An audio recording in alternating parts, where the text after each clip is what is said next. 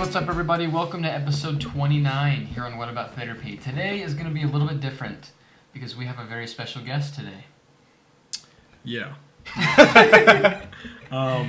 Thanks for having me, guys. My name is Elijah, and here to talk about concussions a little bit. So. Heck yeah. So this is going to be more of a free-flowing conversation between us three, and we're just going to learn from Elijah, like all of you. Yeah, and I guess a little bit of background, we all knew each other in high school. We all played football together, and so this topic is, I guess it's pretty hits home for a lot of us. So we've all experienced what concussions can do to us and to other people, and we've known each other for a little while, and so it's kind of the history of us, though. Yeah, so. I mean, Elijah has played football a lot longer than us because he went on to play after high school, but for the most part, yeah. We all know each other a good amount, I'd say. Started pretty young together. So. Yeah. Good stories in the football locker room. All types of good stories, yeah. All that good stuff. But to start off, I guess just tell us about yourself, some of your background. Yeah, so played football since I was 9, so 12 years. Played at Pleasant Grove for maybe 6 years, growing up with you guys in Little League and high school a little bit. Yeah, just football was my life for a long time. And I just recently, last year, had to retire, not because of my own. I mean, they would have had to pull me off the field if it wasn't for concussions that took me off the field. One of the hardest decisions I made, but it was a decision that was made for me, and it's been a really tough year and a half since then, for sure. Okay. So before we get too into it, we want to just share some stories here. Not necessarily for kicks and giggles, but like Elijah put it, as we were talking, how people take concussions very lightly, because I know we all have in high school, and so here are some stories. So do you want to start, Austin? Sure. I played football pretty early on, starting in 5th grade, and I'm sure there was instances before this story where I'm sure I had a concussion but didn't say anything about it. But it was my first game I was ever starting. We were up in Idaho playing in this, it's called the Rocky Mountain Rumble, and a bunch of teams were invited to play with teams against teams from Idaho, just to get a different feel. And so we were playing the returning state champions from the 5A Idaho League, and it was my first game starting, and I think it was 3rd quarter, and I remember just getting rocked so hard that I fell on the ground, and I remember just looking up at the ceiling of the Idaho State Dome and just not remembering where I was. I remember that I was playing a football game, I can remember the day, but I had no idea where I was. I thought I was just in Utah playing another game, but I didn't know why I was inside of a dome, because there's nowhere in Utah that had a dome.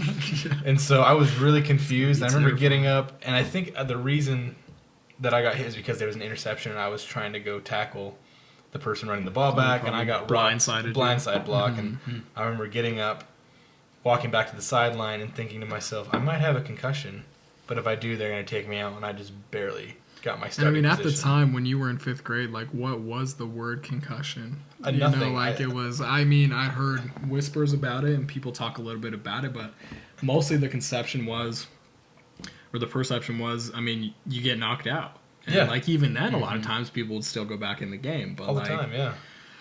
Yeah. It was just for me, a concussion was just a really hard hit, and you knew when it would happen, and you knew you should stay off the field. You'd get knocked out, and that's how you know you shouldn't go back. And that kind of stuck with me as I went through football. And I remember that game specifically thinking I should go talk to the sports, the trainer that was there, to get tested. And I was like, no, I don't want to lose my starting position. Yeah. I'll be fine. And I remember that weekend I was pretty out of it and had pretty basic concussion symptoms. So if anything, it was pretty mild. But it just kind of shows what we're going to be talking about today, that it gets taken so lightly, and even down to the culture of high school football. You don't want to lose your starting position. It's not a big deal. It's kind of just a part of football. Yeah, it's get up and dust there's it off. No way around it either. Yeah. I think as a society we've came really far, being more conscious of brain trauma and concussions, and there's concussion protocol, and there's targeting, and there's all these rules, but you can't take violence out of football. And no matter what you do, it's still going to happen. If it's a hit to your chest, it's still shaking your brain. You're still running. In no other scenario are you running 20 miles an hour into another human being. You know what I mean? You're human bumper cars. And even if that person hits you in the foot and you fly and land on your chest, but then your head smacks the ground, like, I've seen fighters often talk about football and say, that's way worse than anything I do. I can't watch football sometimes because they just see, like, they know how hits to the head feel, and they see the impact that footballs are taking, like the level of force that football players are taking. The level of force is, it's unnatural. In any other setting, it's not possible. I don't know where the statistic I got this from, but it was recent where I heard that the average like collision, like tackle, if it's a bigger hit, the average big hit is about the same force as getting in a car crash, like a pretty high speed collision car crash. And so if you're constantly thinking about running backs and wide receivers that are constantly getting tackled, it's like getting hit by a car over and over again. Gosh. Yeah, it's basically, and this stat I'm not exact, but they compared it to, it's like driving your car at around 30 miles an hour into a brick wall. Is about the force that it puts on your brain, because your brain is free floating in your skull. We have no mechanism to protect that. It's floating around in there, and when you hit somebody, it bounces around. And you think about like Little League, like that hit when you're in 5th grade, people think like, or like, it makes me sick. Some kids leagues start at like 7 years old, and I think up here around then. Oh yeah, from what I've heard. So, yeah. I remember Probably like over friends 50. starting in 1st grade. How old are you in 1st grade? Like super young. Like 6, 5. So you think then, they think, well, the kids aren't running that fast. They don't weigh very much. They've compared it. They've done studies where it's all to scale, because you're developing and you're so much more fragile then. Even though you're not running as fast, the hits are just as detrimental as the NFL. Like they found CTE in people who only played Little League, put it that way. Like what's CTE for the people that don't know? So CTE is the brain disease. Most commonly, if people have heard the stories of like Aaron Hernandez, murdered a couple people. Junior Seau, another football player that shot himself in the heart so that way they could look at his brain. There's so many stories that it's hard to keep track, or even all the ones that come to my mind, because it happens so frequently. Like, a football player goes off the rails, and then he dies, and they look at his brain, and almost 99% of the time he has CTE. There's been stories like there was a football player that he shot his girlfriend. He's an active player for the Chiefs. Shot his girlfriend, killed her, drove to the stadium, shot himself in front of his coach. Played for the Chiefs. Gosh. His brain had CTE. There was a player just a couple months ago who mass shooting killed like 7 people. His brain CTE. And the studies they've done of former football players, so they did a study of former NFL players, college players, and high school players. Total, 87% of them had CTE. Even the high school players. Yeah. And so that's Jeez. the whole group, 87%. Of the NFL players, it was 99. 213 brains, 212 had it. Somehow, one guy Kicker? didn't have it. I don't know. But placeholder, the crazy thing is they found it in kickers, too. Huh. Which, that would just be... It's really... That's the misconception about CTE is... It's more... Some people know about it, and they've seen the movie Concussion, and they think it's old football players. It's exclusive to that. But it's not that. What it is repetitive subconcussive trauma. So subconcussive means hits that don't quite cause a concussion, and even concussion's a loose term, but just getting your bell rung, the average hit in football. But it's just the volume that's the problem. Is Over if and you over again. play from when you're 9 years old. So I started when I was 9. By the time I stopped, I played 12 years. Goodness. Thousands and thousands of hits to the head. And even worse for me, because I did it on purpose. I would hit people with my head on purpose. Why? Because football is a violent game and it works. People started telling me when I was getting in high school that I shouldn't do it. Like there's rules against it, whatever. It worked. It's the Especially biggest for hits. me. True. I wasn't the best athlete, but I was fearless. And I would spear people with my head, and I was known for being aggressive. And I didn't have a concussion until last year. But CTE is not about concussions. Put it this way, it's better to have, I would much rather have had, say, 4 terrible concussions in my life than thousands of subconcussive hits. It does way more to your brain incrementally than just like snowboarding or skiing or something like that. Just because it's every play. Even if it's not much, your brain is. Wiggling around. Every time you're blocking somebody, you fall down. Like, just think about it. It's not normal in any human setting to fall down the amount of times you fall down in football. Like, that's every play. If you're getting tackled or blocking somebody or whatever, it's not normal to fall down thousands of times. On purpose. Like, yeah, like... That's part of the game. Now you run as fast as you There's the can game. into another person and fall down into them. Like, it's... Drag them down to the ground with all the aggression you have. Yeah, like the doctor that discovered CTE in the movie, and it's dramatized or whatever, but basically just says, like, humans were not built to play football. We don't have, like, some animals have mechanisms for that, like a ram, or they have horns and they have cushion. A bird that pecks a tree, it has a tongue that wraps around its brain and it cushions it. Humans, we are meant to... not physically, we're not impressive. In the wild, we are bubbles of water, basically. It's really our us brains, versus yeah. that's what's made us top of the food chain is our brains. So how ironic is it that we became the top of the food chain just to create a game that destroys our brains for entertainment? It's a powerful way to put it. Yeah. Like, and I think it's interesting that you said that it's not the big concussions that people should be worried about, the big hits that like are really scary because the person goes stiff and their arms curl up. It's the constant hits that are happening just as part of the game. Like you can just get tackled to the ground. A running back gets tackled. Yeah. I mean, if they're a power back and they're like that's the game plan is wrapped around like a strong formation that's based off the running back. He's gonna get tackled. Yeah. I don't know, like. If you get an average carry in a game with 30 carries, you're going to get tackled 30 times. The only way they've found that they can really have somewhat of a marker to predict if somebody will have CTE or not is not the amount of concussions that they've had. It is the amount of years they've played. They've, like, each year the percentage goes up so much. So that's like the correlation is like as years go up, CTE chances go up. Yeah. Yeah. Wow. It's interesting. So, I mean, that obviously depends...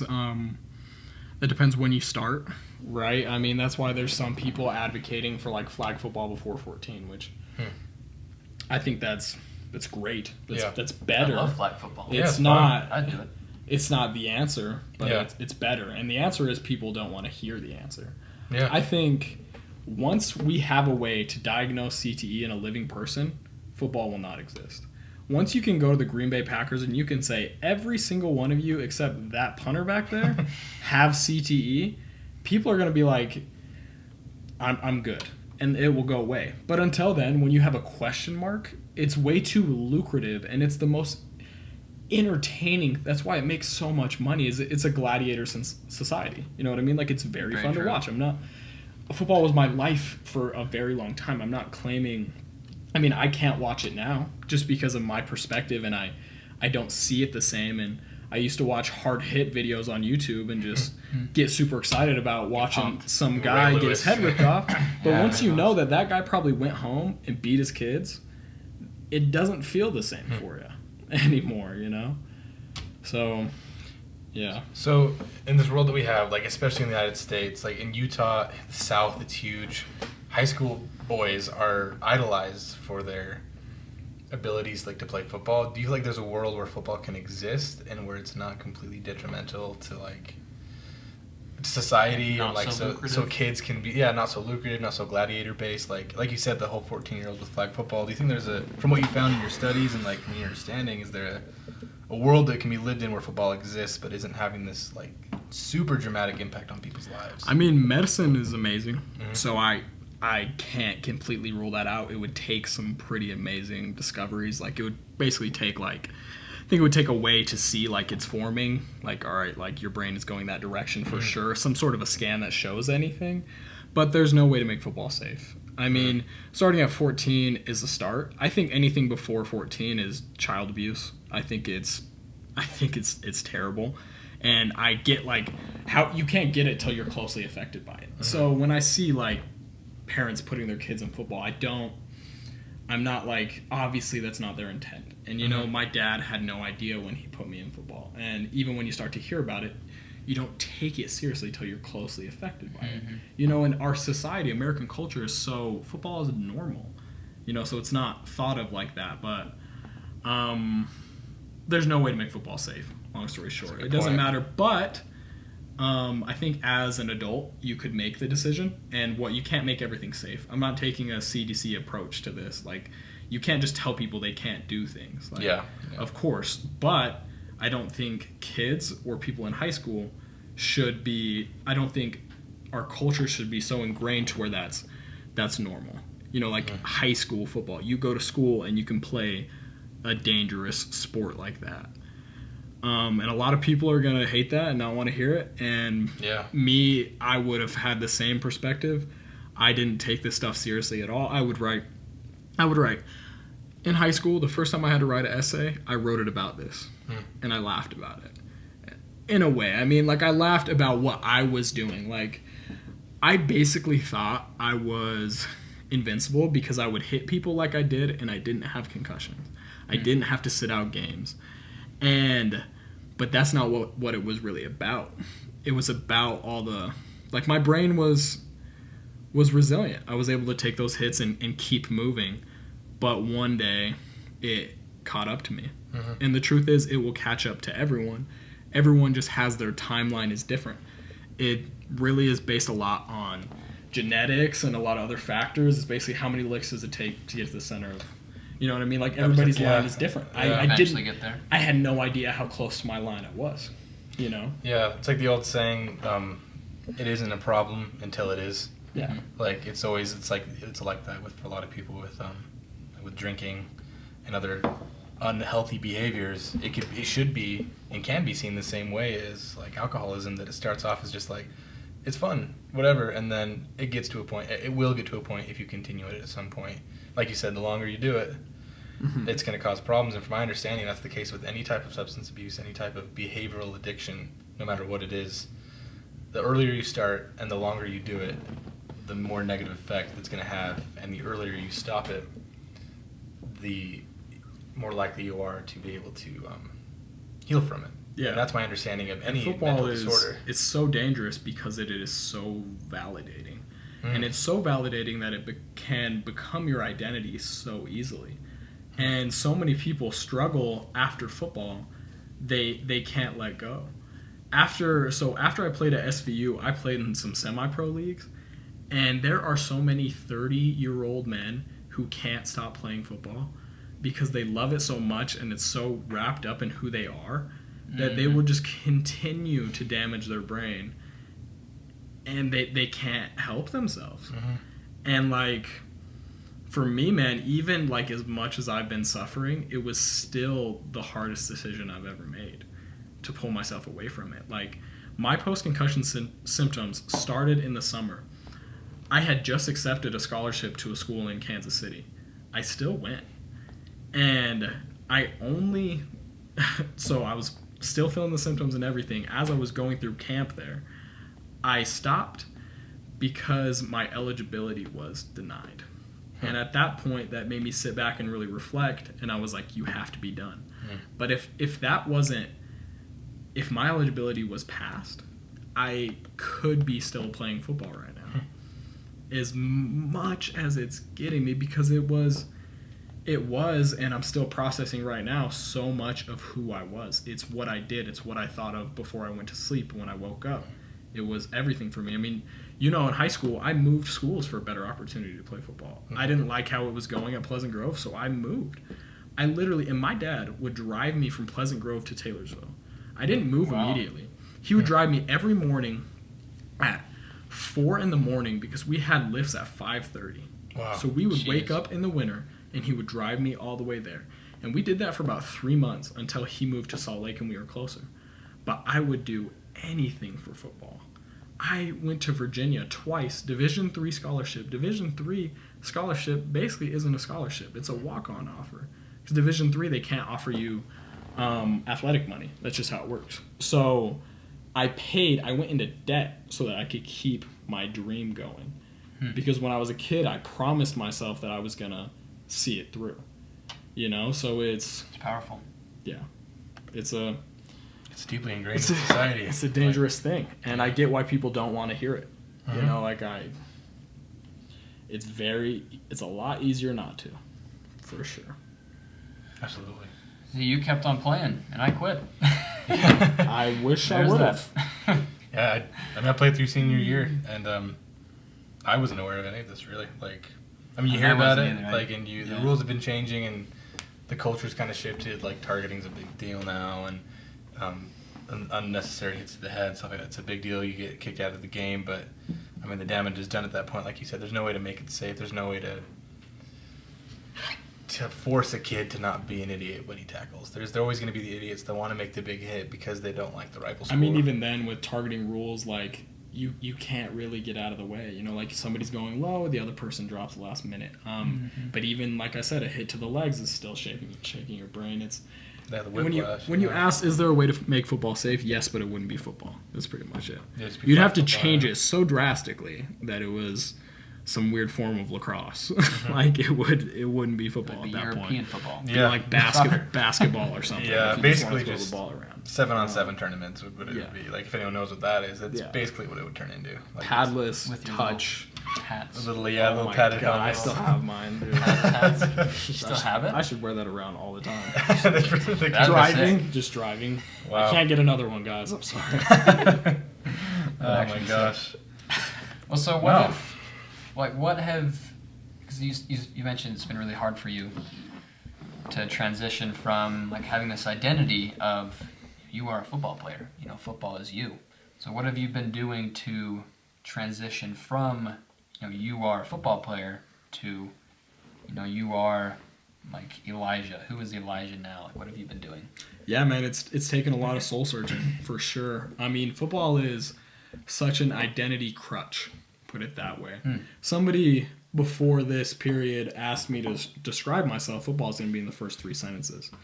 Right. It gives you a form of validation, a form of place. You feel like you belong. You were on a team, and that team needs you, and you have a place on that team. And there's a certain, like, there are traits that are associated with being a football player, right? Like, it's something you're proud of saying. Like, Right. Being it manly. means you are strong, you are a man, you are brave, you are athletic. Like, all these positive things, right? So it's been tough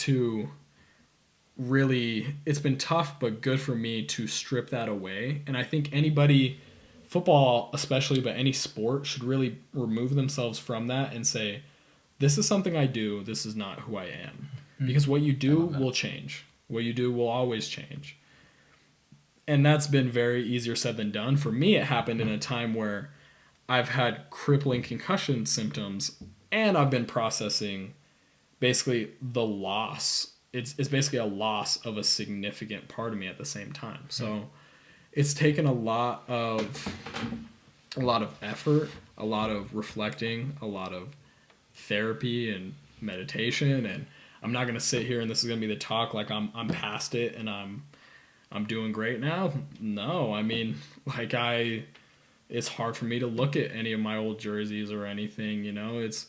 It's tough to been trying to not resent that time period of my life. It's really like grieving a loss. It really is. Absolutely. Like, because that's how big it was for me. And football came to me in a part of my life where I didn't have much validation or place. So it really took over when I was very vulnerable. And I built myself up into this person where that was the core of everything. You know, so taking that away has been very much still figuring it out, for sure. It's like the death of the self. Like, you've literally died, in a sense. You know, part of you has literally died. And so you have to grieve that. And I mean, that's totally normal. Right? It's that grieving process. And like you said, it's soul searching, you know? And so it's good for you that you actually recognize that stuff, you know, and to be able to go after and actually soul search. And because it's not just something that you can get rid of and not replace it with something else. Yeah. You know? And so with that being said, have you been doing anything that's started to, you know, fill that void of no more football? Yeah, I mean, I would say the biggest thing for me, I've became pretty addicted to CrossFit for sure. God bless you. CrossFit, it was something that I tried. I have a friend who's a pretty good CrossFitter, and he invited me while I was still playing football to just get some conditioning in, and It was the hardest thing I'd ever done in my life. All football excluded, 2-a-days, all of it. CrossFit was the hardest thing I'd ever done. And I was like, that sucked, and I don't need it, so I'm not going to do that. And so I never went back. And then it took me being really athletically desperate, that void of football gone, and then going to a CrossFit session and getting a feeling similar that really hooked me. Because there's something about working your tail off with a group of other people that you cannot replicate other than doing it. You know, like suffering and competing and like emptying that effort bucket. You know what I mean? Like giving it everything you have. That just it doesn't fill that void. And I'm not going to sit here and say it feels like football. Football feels like nothing else. Right. But it's been very close for me and given me something to focus on and work towards, because really for me that was the biggest thing. Was for football I was constantly improving. Like I was in 8th grade writing out workout plans and nutrition plans and figuring out how I was going to get better and all those things. And so that's what I missed the most when I stopped playing football. I was like, all right, what am I going to get better at now? You know, and like obviously like at life in general and trying to self-improve in all areas, but getting athletically better has been my source of serotonin for a long time. So CrossFit has been a healthy way for me to fill that void thus far. So I think you illustrate a really important purpose of why people even get involved in football in the first place. Like, of course, there's the gladiator aspect. Like, as a young boy looking at it, like that's what the popular people do and all that. And there's the whole social aspect of that. But looking back, like on football and the things that I really appreciate about it, and you illustrated this talking about CrossFit, is that it brings that level of like burden to a person's life that really makes them grow. Like when I go back and think about how football formed me into the person that I am, like, yeah, I probably have some type of head trauma from it, that like the CTE, the micro tears that you were talking about. I'm sure I have some of that that's affecting me in some way or another, and I don't doubt that for a second. But if I think about what it did for me and what people can find in other healthy things like CrossFit, other things, is that bearing that really heavy burden of suffering and being part of a team, because people love that. Humans need that. Like that's what we've always been, and I think that's what draws people to football so much. Beyond the fact, I think that's what draws them initially is the amazing glory of it, but then you have what kept me is that amazing burden of suffering and growth and hard work.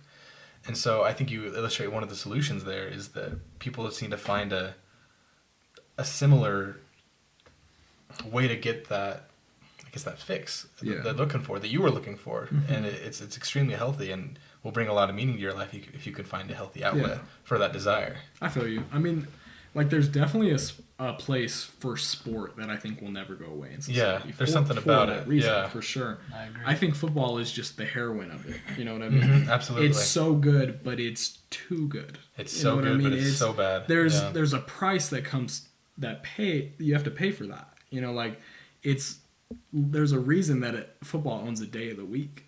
The church used to own that day.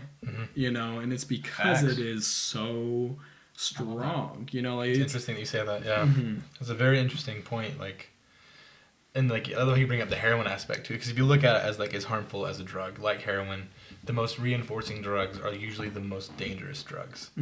And so if football is the most reinforcing, as if it's like it gets the most adrenaline going, that it's just like boom, boom, boom, hit, touchdown, huge tackle, giant hit, another small hit, but still a big hit. It's extremely reinforcing, just like heroin would be. Like it's extremely reinforcing, but there's opposition in all things. If there's a huge amount of reinforcement, it's like one of Newton's laws. Every action has an equal and opposite reaction. If football is going to be that reinforcing and that, like if it's going to be that, like fun, I guess, to watch. There's got to be some type of, like, if you look at it from like a spiritual karma context, there's something about it that is going to be super detrimental, and that would take the form of CTE. So it's interesting that you say it that way, because it can be equally as harming as someone with a severe, maybe probably even more than a substance abuse problem, because of what we've seen happen to people, like the domestic abuse, the suicides, the stuff that goes really under the radar that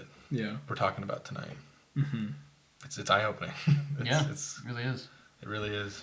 So someone like your average Joe, like I'm sure some of our listeners probably have never played football before in their life. They may have watched a few games. They may not even know how the game works. So why would, like, what happens there in football, or just concussions in general, or like what we're talking about, why should that concern them, you know, and not just The average football non-football players player. or, you know, anyone who plays like an aggressive sport. Like you can get concussions in almost every sport if you go hard enough, except maybe golf. I don't know, like, but like why does that concern them, you know? I think the most concerning thing about it is those tears take a long time to form into what CTE becomes. In the sense that what I'm feeling today probably happened when I was a child. So what I'm feeling the last couple of hits that I went through, I'm not going to know how hard that's going to hit me for a long time. So it's like you're building up this house in your brain of trauma, and you're not going to know when it's going to show itself until it's way too late. And it's not like, oh, you broke your arm and it heals. It's going to be there when it's too late. You know what I mean? Like there's no way to know. There's no test like right after a game. All right, Billy, you had a tough game. Let's go see if CTE is forming. You know, like there's nothing like that. So if you don't take your brain health seriously, it is going to hit you hardest when you can do little to nothing about it. No pun I think intended. that's the scariest thing about it. Yeah. And as like from a societal standpoint, when it's widespread enough, from what you've seen and what you know from your research and from your own personal experience, what do you think that could do to a community? Like on a widespread basis, if enough people are affected by it, do you feel like that could have a deep enough societal impact where the average Joe should be worried about it? I think it should, but I think it won't. I think what it's going to take is when there's a real way to see CTE in a real person. Okay. In a living person, because there are so many heartbreaking stories like this, and football is still bigger than ever. There's this foundation called the Concussion Legacy Foundation. You ever take a scroll through that page, it is countless story after story after story. Every day I can't follow it anymore because every day it's another person. They played football in Little League. They only played for a year. They died as a teenager. It's so many stories of people every time and it's, there's a lot of communities that are struck down to the core, but what are you going to do about it? That's what it spells out to, is we can be concerned as much as we want, but until you do something about it, it doesn't matter. Like even my own family, like I have spoken so much to my family trying to make them understand what I'm going through, but I've given up at this point because I can have a long conversation with my grandpa about what I'm going through, and then he flips the game on. And it's just like, I gave up, and I get that it doesn't come from a bad place for him, but you cannot understand it until you are very closely affected by it. And I think why he doesn't understand it is because I work so hard to compose myself. Why do I have to do something terrible before you consider what I'm going through is significant? You know what I mean? Like people only open their eyes when it's too late. It takes somebody to commit a mass shooting or do something crazy for somebody to say, oh, something's going on here, and then sweep it under the rug. Yeah, that's a good point. Like, so I told you about the player that shot himself in front of the stadium before, right? Earlier in the podcast we talked about the Chiefs. This is a prime example of literally happened on NFL grounds, and it's in the news for a day, and everyone says, that's sad, and then keeps moving. So there's a football player for the Chiefs. I can't remember his name, but he was a current player for the Chiefs. Young guy, I think he'd only played 5 years in the league, 5 years or less. He shoots his girlfriend, drives to the stadium, gets out of his car, his coach comes out to see him, shoots himself in front of his coach. They look at his brain, he is CTE. I mean, that's, again, pun intended, a literal smoking gun. Like a current football player right now just committed murder and then shot himself in front of the stadium. And I think at that time, the NFL was still somewhat denying it. Like, the NFL spent so much money to try to hush this conversation and try to not let it happen. And it's out now. They don't deny it now because they had no choice. But still, what are we going to do about it? You know, like, you can make a helmet as good as you want, but it can't stop the brain from shaking in the skull. You can put a tank around your head and it's not going to change anything. Your concussion protocols it's not enough, and it will never be enough. You know, football, that's just the nature of the game. Like, football was better in the leather helmet days because you didn't use your helmet as a weapon. The moment you put this big shell on your head and you feel like you're invincible is when it got real bad. Like, I played rugby, and a lot of people would ask me, like, oh, that's scary, no pads, tackling big Polynesians. Yeah, the Polynesians were scary. But rugby was a lot less violent than football was because rugby is played in a line like soccer. And they try to advance the line, and they get tackled, and they drop the ball behind them, and then you reset a line. You're not running from the opposite side of the field and catching a receiver and flipping him over his legs. You know what I mean? It's all like you're getting up to maybe 5 miles an hour before you hit somebody. And you don't have a helmet on, so you're form tackling. Right. You know, you're form tackling, rolling, getting people to the ground. Which, I mean, there's a lot of people who played rugby and got on CTE, but a lot less people than played football. You don't really hear it for there. Sure. It's a pretty deep-rooted problem from what it sounds like, and cultural in society, like it's hard to overcome it, but it almost seems worth it to get the word out just because of how deep it runs. You know, like the cover-ups. If a big organization like the NFL is covering something up, oh yeah, I mean you can lose days of sleep if you try to look into how deep they've covered everything up. I mean, they've known for a very long time. That's crazy. And they've paid insane. people off, and the doctor who discovered it, like, he had people like following him to his house and death threats and like the whole 9 yards, like everything. And it's because the NFL knew that they have a problem, and they've somewhat addressed the problem now because they had no choice. This has been a lot about CTE. So I got a concussion. Again, concussion is a loose term. There's not really a lot that diagnoses a concussion other than I went to the emergency room and said I played football. And so that's what happened. But I've had concussion symptoms to this day for over a year and a half. It's almost been 2 years. I've had a headache every day since then. Debilitating brain fog. It feels like I'm drunk most of the day. You look at me now, I'm talking, I don't seem like I'm like that, but what am I going to do? I have no choice other than to keep moving. You know what I mean? Like, so I've had a headache every day. Very normal things for most people are very hard for me. Going into a grocery store is about one of the hardest things I do. The bright lights, all the people. So all the people stimulates my anxiety, which makes my headache worse. The bright lights and the noise makes my headache worse.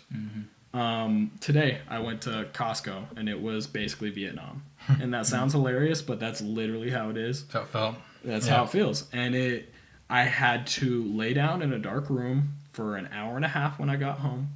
And that's every day of my life. And I have seen so many specialists and spent thousands of dollars. I've done hormone therapy, ketamine therapy. I had this injection in my neck. It's called a stellate ganglion block that's supposed to like stop the fight or flight thing. Like, didn't work. And that's not a knock on that treatment. It's just nothing has worked. You know, like I saw a sports-specific neurologist, and he basically told me, take better care of myself, which is the most frustrating thing to hear because I do. I'm not a person who is out here. I don't drink alcohol. I eat pretty healthy. I obviously exercise. I mean, you're a personal trainer too. Yeah, I value my sleep. Like I've dialed in all these things and spent all this money and been working my tail off to try to get this figured out, and none of it's working. But I have no choice, obviously, but to keep moving. You know, this plays like a really wonderful thing that we talk about all the time on the podcast, that there's going to be things in your life that if they never go away, what are you going to do about it? Like, you can't just avoid everything that comes your way that would block you from doing what you want to do. You still have a life that you want to live, and you've tried all these different things and they're not working. but you're still choosing to live your life anyways. And I think that's really encouraging for anyone that's going through debilitating anxiety, like for whatever reason. Some people experience traumatic trauma as a kid because of like an actual experience of like, I don't know, some type of sexual abuse, and that has a similar effect that concussion would on their mental health. And someone like that could be listening to this and thinking, wow, there is a way to overcome this while still living through the problems. That's the definition of living what would be called a value-based life. You know, you have these things that you care about in a life that you want to live. Yeah, it's hard, and like you said, it's like a Vietnam War flashback when you go to the store, which is that's a reality for a lot of people for a million different reasons. And I mean, it's encouraging for me to hear that someone going through something as hard as that can still wake up in the morning, I guess. Like, every person has a million reasons to not be a good human, but what separates a good human from a bad human is the person who chooses to live their life anyways, despite those million reasons. I think that's the encouragement that someone could take away from this, that let's say someone out there is listening, or anyone in the world with this issue can say, there's a future beyond the meaning that I find from football. Even if I have this long-term chronic illness from getting hit so many times, there's a life beyond that. And so I guess the question that maybe we could even end on for you, what source of hope would you give to someone, maybe not even suffering with CTE related issues, but just in a similar issue that has similar symptoms? What would you say to them as encouragement that life can continue on? Yeah, I would say what's been huge for me is this actually comes from this prayer, and I'm not a religious person, but I think there's a lot of wisdom in religion for sure. It's called the Serenity Prayer. Have you heard of that one? I'm not familiar. I'm probably going to butcher this. I have it up in my room, but it basically says it's about focusing on what you can control and letting go what you can't, and having peace with the things that you can't control. So a lot that goes on with anxiety is anxiety usually comes with a critic. And the critic tells you you're bad and you're worthless because you feel anxiety and that you're broken and all these things. And ultimately, anxiety is not something you can control. It's not something your thinking brain can turn off and turn on. You can't go into a situation and beat yourself into submission and not feel anxiety. You know, like, the more you beat yourself up, the more you're going to feel anxiety. The person that approaches their anxiety with patience, compassion, love, and understanding is the person that gets their life back. So what's been huge for me is focusing on what I can control and kicking ass on that. And at the end of the day, I can say, I did that. I can control that, and I can be proud of myself, and I can have peace with that. These other things, how much anxiety I felt, and when I had an awkward interaction at the store because my anxiety took over and I did something weird, I'm not going to beat myself down for that, because it's not helping and it's only going to make the situation worse. And that's easier said than done. It's something you have to train and pattern and be able to be aware of the self-talk. But really, like, writing it down and saying, these are the things I can control, these are the things I can't, and I'm going to work on these, has been huge for me. And it's something I'm still trying to install. You don't just, like, it sounds inspirational and you can listen to it, and I've heard as many anxiety quotes as anybody and been like, yeah, that's great, but you have to do the work. And I'm doing the work right now. Again, I'm not past these issues. Like, I am working on them right now. You're putting your issues in your back pocket and just living your life the way you want to live it. Yeah. I couldn't think of a better way to put that. That was amazing. That was beautiful. Yeah. I mean, super inspirational. That's like we talk a lot about a therapy modality called acceptance and commitment therapy. And that, what you described is the crux of the entire theory, is that life is worth living despite the things that try, like the critic is like, it's called the dictator in acceptance and commitment therapy. That's the word that the creator uses. And you put it beautifully, that life can continue on despite the Vietnam style flashbacks that you have. And even the critic, you have to love and accept him, because he has a purpose. What does the critic do? The critic gets me up in the morning and says, stop being lazy, and it makes me work hard. And a lot of times he's right. A lot of times he's wrong. but he has a purpose. Anxiety has a purpose. Is it misfiring? Am I safe at the store? Yeah. But anxiety is why we're alive today. You know, like, it's basically the concept of how much can you do if you stop fighting with yourself? You know, because that is the biggest battle you're fighting every day, is you're not on your own team. You know, like, for me, I'm trying to make amends and repair the relationship with myself because it's been so bad for such a long time. Wow. Man, It's beautiful. I can think of a better way to Yeah. end that. Wow. And I mean, I think one thing that's beautiful about your story and what you've been doing is you have learned to not identify yourself as anxiety.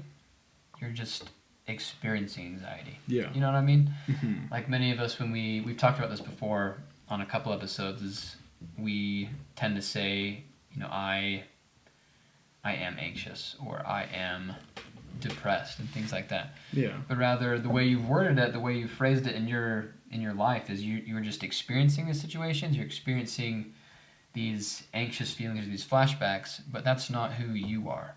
You know. Yeah. And you recognize that you are more than that. You're higher than these feelings that you're going through. And do they suck? Like, absolutely. Yeah. You know, it doesn't take away that they're not hard, but the fact that you can separate from yourself and what you're going through, like, is a big deal. That's really really Yeah. inspirational. Yeah, it's, again, another thing I'm working on. And you can Yeah. catch me 65% of the day not doing it. And then I Right. say, oh, it's happening. You know, like, it's Yeah. not something you listen to and then just change that. You have to Absolutely. work on it. But that's one thing I've learned through, that's what they talk a lot about in meditation, is that your thoughts and your emotions, they peak and pass. You can't, the more you resist them, the stronger they stay. And that you can't identify with them. And that's where the critic comes in. And when I feel anxiety, I don't like to think that it makes me feel weak. You know, anxiety makes me feel weak, so I tend to identify with it. But when I catch it and I reframe it, it gets a little quieter. It's not much. It's very, very small, probably not even noticeable, but it gets a little quieter. And it takes a lot of work, for sure. It's Keep worth doing it, though. Yeah, like, the investment is worth it, obviously. Like, I've been able to overcome a lot of things, and, like, even just being able to identify, like, even like you said, being able to identify the critic, but not as good or bad, but as helpful or unhelpful. The days that it's helpful, the days that it's unhelpful. It takes work, but it's a massive investment to make into your life, because you can get to that point being able to be psychologically flexible.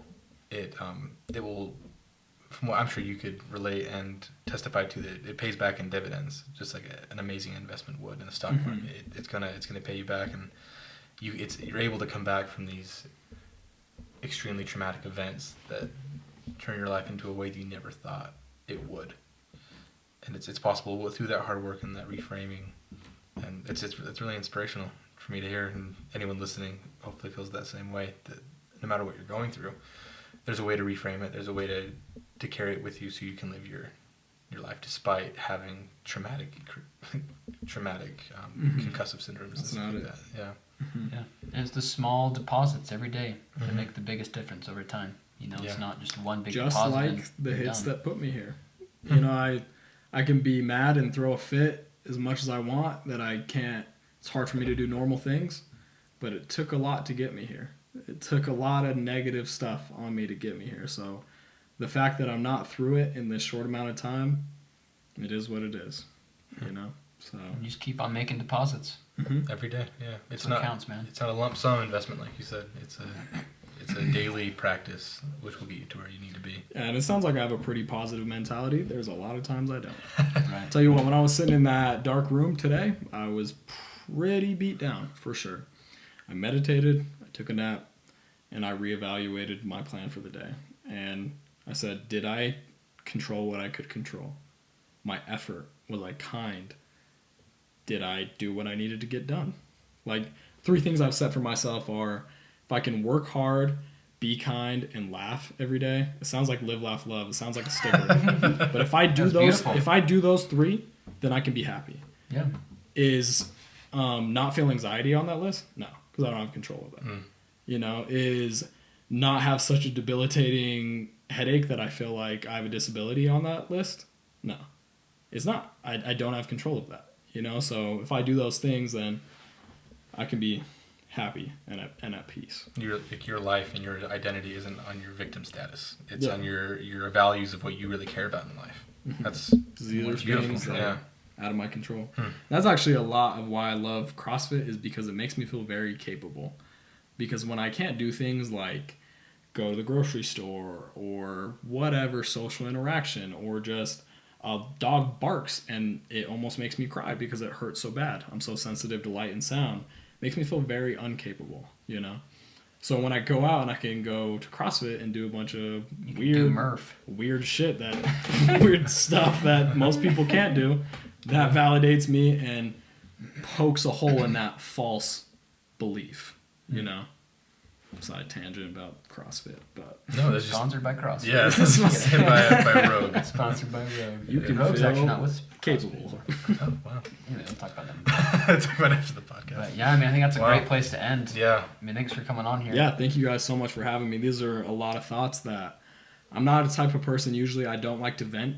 It just feels like complaining to me, and I know it has its place, and I have a therapist, but talk therapy doesn't do a whole lot for me, so most of these thoughts stay right up top. So it felt really good to put them out into the universe. So thank you guys That's for good. that. Yeah. For sure. Yeah, I'm glad we could help in any way.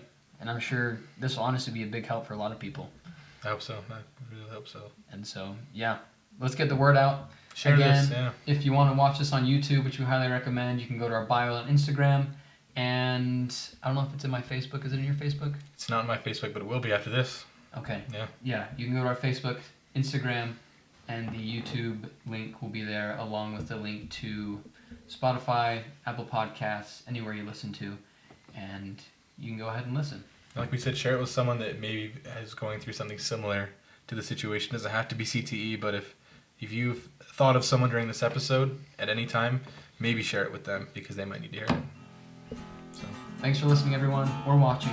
Have a good week.